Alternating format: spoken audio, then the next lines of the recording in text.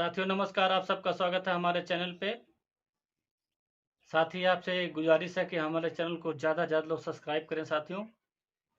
साथियों हम बात करना चाहते हैं आकाश आनंद की, कैसे कैसे घटनाक्रम हुआ।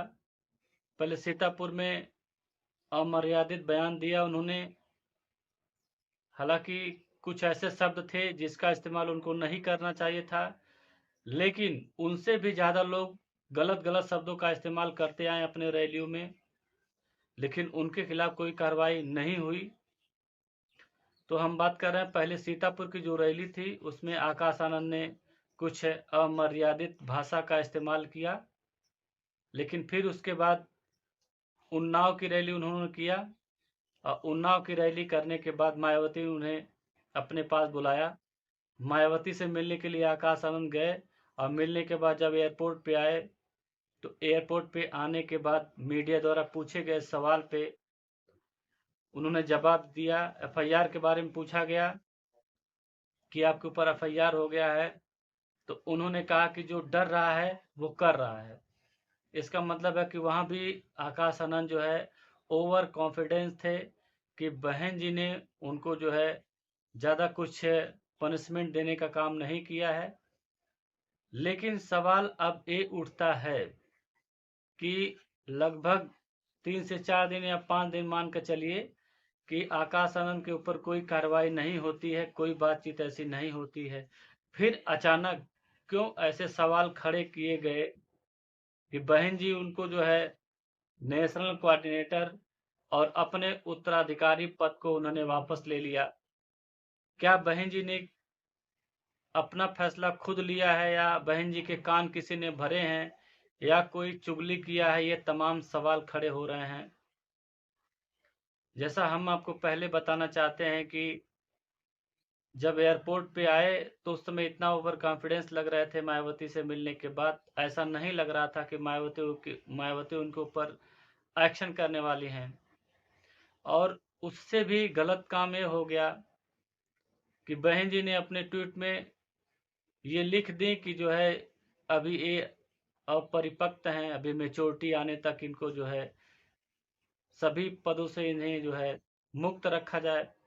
तो जो ये अपरिपक्वता वाला शब्द है, ये आकाश आनंद के ऊपर टैग लग जाएगा, क्योंकि जो बिकाऊ मीडिया है, सोशल मीडिया है, मनवादी मीडिया है, वो लोग मिल करके अब आकाश आनंद के ऊपर एक जीवन भर का टैग लगा देंगे। कहीं भी कोई डिबेट वगैरह होगी, कोई बात होगी, तो यही शब्द का इस्तेमाल वो करेंगे कि अभी ये परिपक्व हैं, अपरिपक्व हैं, अभी परिपक्व होने दीजिए। यानी कि चाहे 10 साल हो जाए राजनीति करते हुए आकाश आनंद को, चाहे 15 साल, चाहे 20 साल हो जाए, चाहे 30 साल हो जाए, लेकिन ये टैग हमें लगता है कि अब आकाश आनंद का पीछा छोड़ने वाला नहीं है। अगर बहन जी को बुरा लगा इनके भाषणों को लेकर के, तो वो इनको अंडरग्राउंड कर देती। दुनिया को बताने क्या जरूरत है कि हम इनको जो है अपने पद से हटा दिए, ये अब अपरिपक्व हैं, इनके परिपक्वता जो है नहीं है। जबकि अभी तक उस भाषण को हटा दिया जाए तो जितने भी उन्होंने इंटरव्यू दिए हैं, जितनी भी रैलियां की हैं, जितने भी भाषण उन्होंने दिए हैं, उन सभी भाषणों में एक बहुत ही बेहतरीन, संजीदा और एक परिपक्वता का परिचय देते हुए जो जो मुद्दे उन्होंने उठाए, वो कोई अपरिपक्वता भाषण नहीं था। उन्होंने बहुत ही अच्छा मुद्दा उठाया। पहले तो इंडिया गठबंधन और जो है इंडिया के बीच में चुनाव दिख रहा था, लोगों का ऐसा कहना था जो पॉलिटिकल विशेषज्ञ हैं।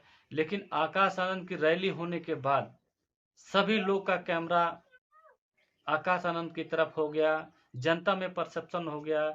जनता ये जो है आकाश आनंद को कितना चाहने लगी थी, कितना प्यार करने लगी थी। चाहे SC ST OBC माइनॉरिटी हो, कुछ सर्व समाज के लोग भी थे। आपको बता दें कि जो है इनके भाषणों से प्रभावित होकर के MU यानी कि अलीगढ़ मुस्लिम यूनिवर्सिटी के एक डेलीगेशन उनसे मिलने गए थे, 20-25 लोग गए थे।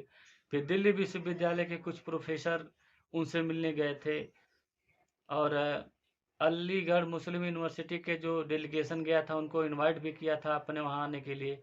तो ऐसे में साथियों आकाश आनंद ऐसा अपरिपक्व वाला भाषा तो बोल नहीं रहे थे, लेकिन किसने चुगली किया? बहन जी के किसने कान भरे, ये भी सवाल हो रहा है। सवाल लोग उठा रहे हैं कि ऐसा बहन जी क्यों एक्शन ली। अगर उनको अंडरग्राउंड कर देती, नहीं रैलियां कराती, नहीं इंटरव्यू देते, समझ में आता। लेकिन आप जानते हैं कि बहुजन समाज पार्टी के साथ मीडिया, मेन स्ट्रीम की मीडिया नहीं रहती है। जरा सा कोई भी उनके तरफ उंगली उठाता है तो ये लोग पूरा जो है कैमरा बहन जी के ऊपर कर देते हैं, बहुजन समाज के ऊपर लोग कर देते हैं, बदनाम करने की कोशिश करते हैं। याद रखिए कि जो अ, हाथियों का जो पार्क में लगाना था, बहन जी ने लगाया था। उन हाथियों को इतना चर्चा हाईलाइट कर दी थी मीडिया, जिसकी वजह से बहन जी की सरकार चली गई थी। जबकि वो किए हुए काम, जितने भी वो काम कर चुकी हैं, आज तक कोई उतना काम नहीं कर पाया है। लेकिन बहन जी जो है अपने जो है कामों को प्रचार नहीं कर पाई और मीडिया उनके पीछे पड़ करके हाथियों मूर्तियों की सरकार तक सीमित रख दिया, जिसकी वजह से उनकी सरकार चली गई। तो ऐसे में जनता द्वारा कई सवाल खड़े किए जा रहे हैं। बहुजन समाज पार्टी को एक भारी नुकसान होने की उम्मीद दिख रही है, ऐसा लोगों का कहना है। क्योंकि आकाश आनंद की आने से बहुजन समाज पार्टी में एक बहुत बड़ा धार हो गया था। फिर ऐसी क्या मुसीबत पड़ी, क्या दबाव आया, किसने बहन जी के कान भरे, ये जनता का कई सवाल है, जो हम आपसे हम राय लेना चाहते हैं कि ऐसा बहन जी को क्यों करना पड़ा। महाराष्ट्र का भाषण था तो उसमें आकाश आनंद ने अपने संगठन के बारे में भी उन्होंने कहा कि हमें संगठन के बारे में पता चला है, मालूम चला है कि कुछ लोग ऐसे ही संगठन में हैं, कोई काम नहीं करते, बिना काम के हैं। ऐसे में नेशनल कोऑर्डिनेटर बनाए जाने के बाद जो और कोऑर्डिनेटर है उनकी थोड़ी शक्तियां कम हो रही थी। तो कहीं ऐसा तो नहीं कि जो बाकी कोऑर्डिनेटर हैं उनको अच्छा नहीं लगा। ये भी सवाल होता है जनता की तरफ से। अब तो आने वाला समय बताएगा कि कब तक आकाश आनंद को बहन जी जो है परिपक्व समझती हैं। 10 साल बाद कि 15 साल बाद कि 20 साल बाद, कि उनको राजनीति में आएंगी नहीं लेकर के। अब तो सवाल उठ रहा है। ऐसे में बहुजन समाज पार्टी का और बहुजन मूवमेंट को बहुत बड़ा नुकसान होने वाला है। साथियों, हमारी बात अच्छे लगे तो कमेंट्स में आप लोग अपनी राय जरूर दें। धन्यवाद।